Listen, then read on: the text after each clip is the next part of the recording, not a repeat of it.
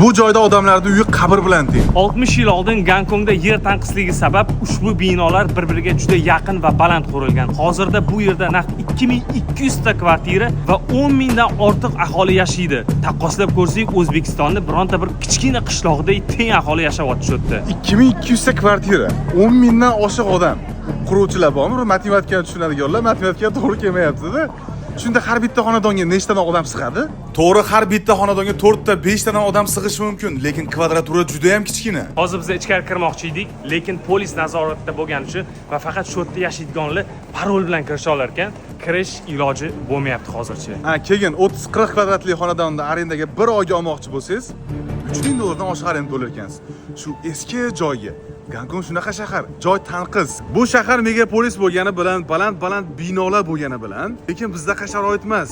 Juda ham ko'p aholi xuddi shunaqa kichkina 3 kvadratli xonalarda yashaydi. Nima deysiz, O'zbekistonda siz shunaqa sharoitda yashagan bo'larmidingiz? Fikringizni izohlarga yozib keting va ushbu videoni uyim kichkina deb noliydigan yaqinlaringizga ham tashlab qo'ying.